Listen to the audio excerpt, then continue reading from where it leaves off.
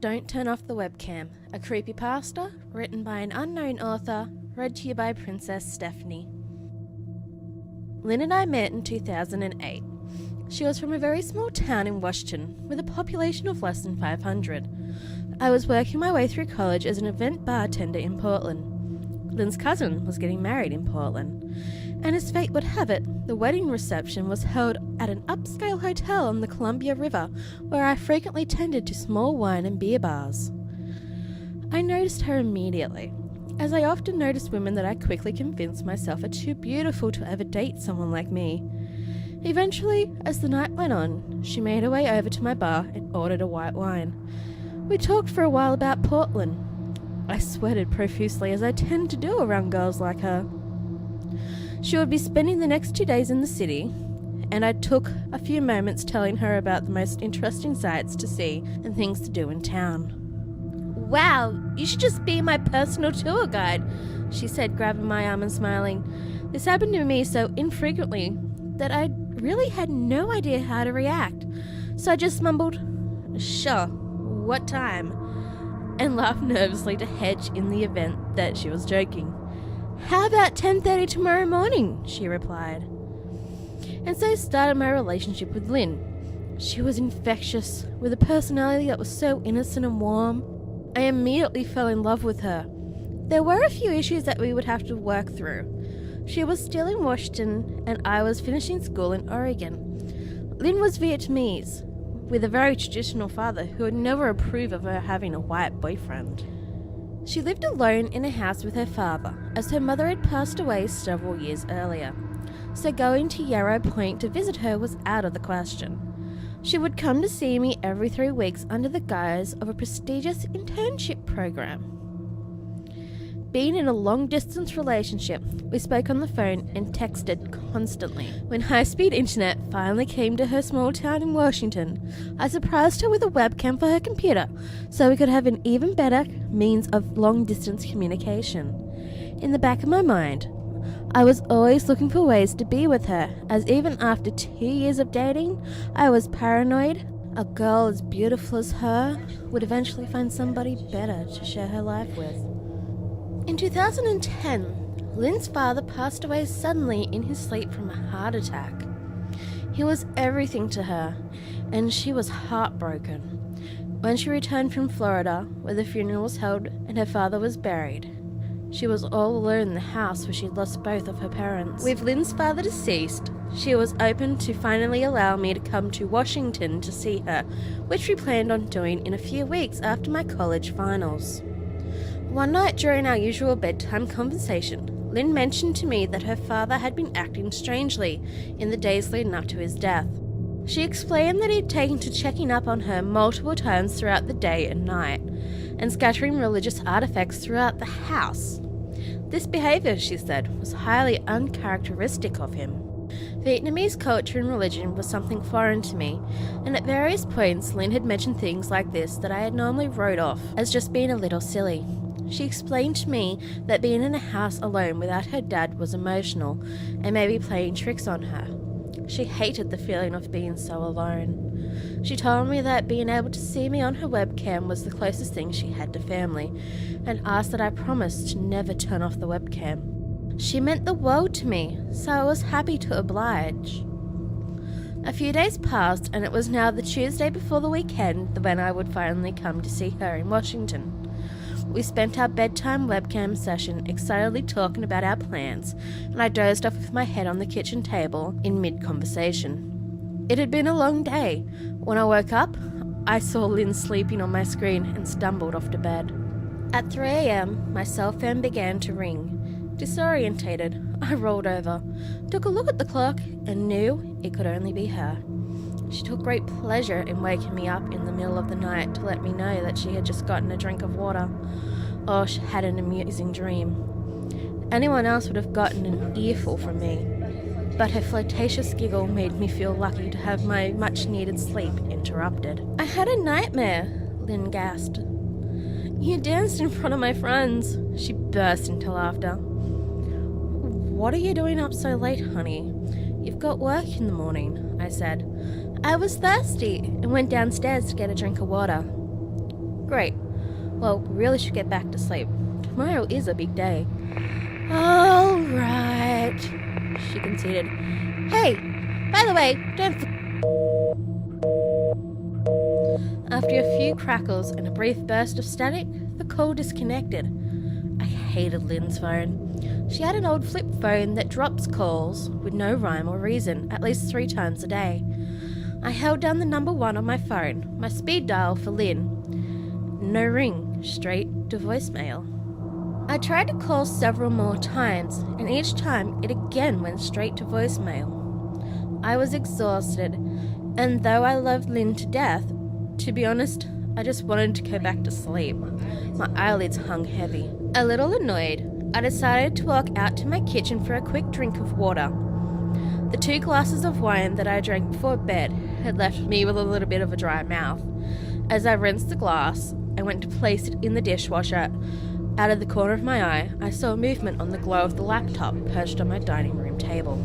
It was the webcam. 2 fluffy brown paws were making a swimming motion directly in front of her camera. As I got a closer look, I saw a close-up of the 2 grinning faces. One of that silly dog of hers, and the other of my giggling girlfriend, who knew that eventually, after being unable to make phone contact, I would wander out to the webcam to say goodnight. I wouldn't put it past her to turn the phone off on purpose to elaborately stage this scene. Me, standing in my underwear at 3 a.m. on a work night, half asleep, staring at a girl and a puppy on a webcam. I waved goodnight, and she kissed the lens of the webcam and pulled away. I froze. I wiped my eyes and looked again. There. It's standing in the corner of the room. It's staring at her. Wrinkled, angry, twisted mouth. Hateful eyes. What the fuck? Hateful eyes. It's watching her. 2 hours later, I woke up on the dining room floor. I had a ringing in my ears and a knot on the back of my head. I immediately knew what had happened. It wasn't the first time. Sudden, extreme stress has given me panic attacks and blackouts a few times before.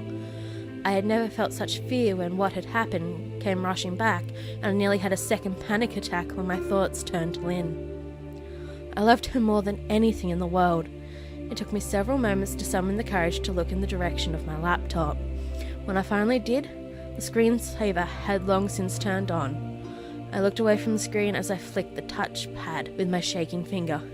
It took me another 2 minutes to open my eyes. I stared at her. I loved her. Maybe more than even I realized. So peaceful and beautiful as she slept.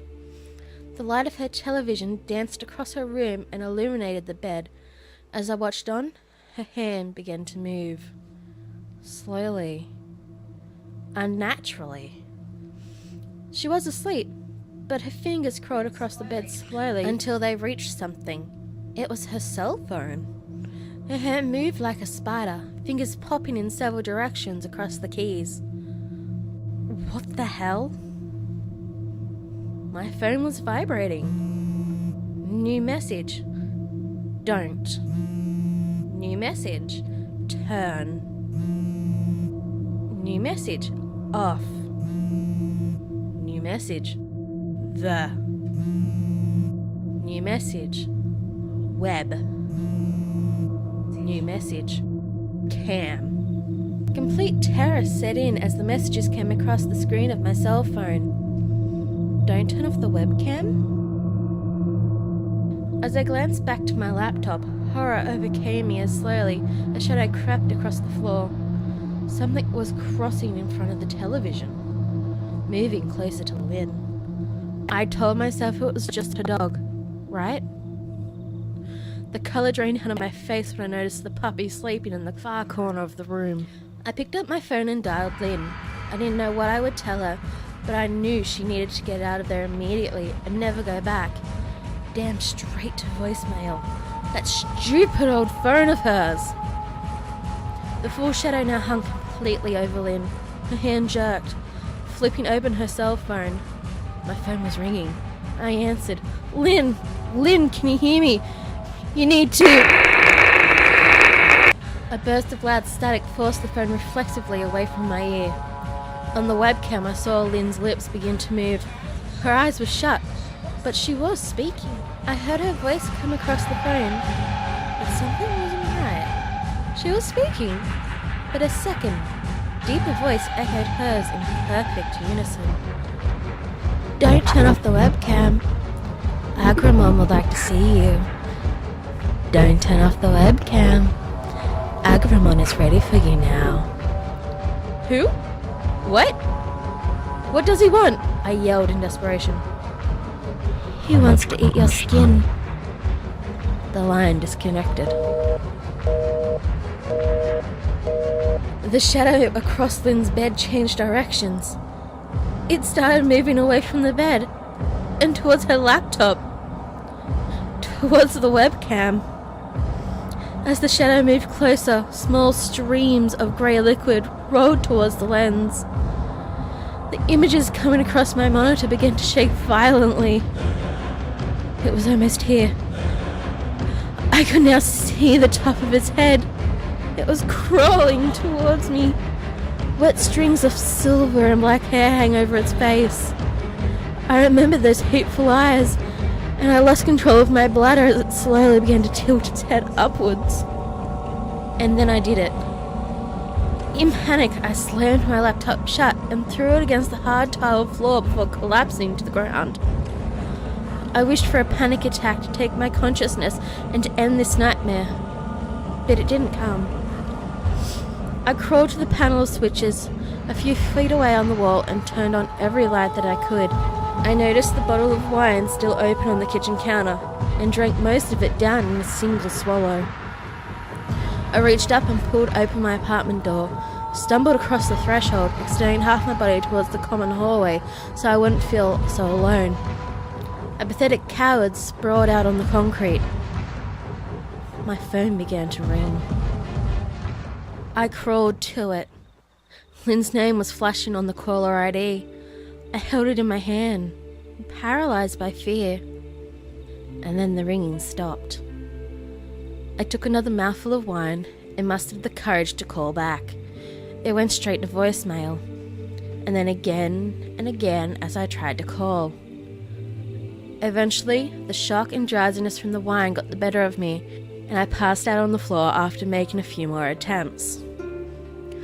When I woke several hours later, despite the broken laptop and empty bottle, I wanted to believe that it was all some sort of horrible nightmare. Out of the corner of my eye, I saw a blue flashing light on my cell phone. You have one new voicemail. My hand trembled as I dialed my voicemail and entered my passcode. The message was time-stamped, and it was from the missed call that I had from Lynn before passing out. Her voice, she was in tears and frightened as though I had never heard her before. You promised. Why? Why did you turn off the webcam? His tongue burns. With a crackle, the message ended. Two years have passed since that night. I never tried to contact Lynn again. I never called her work to see if she came in the following morning. I never made it to Yarrow Point in Washington where she lived. She was my soulmate, and I let this happen. I was probably right on the night we met when I told myself I wasn't man enough for her. The only reason I'm telling this story today, under the cowardly veil of anonymity, is because my drug and alcohol counselor thinks it would be good for me. So here it is. I made the decision to let the love of my life face an unimaginable nightmare to spare myself. And the worst part is that I may not even regret it. Now, if you'll excuse me, I think I need another drink. Signed, Anonymous.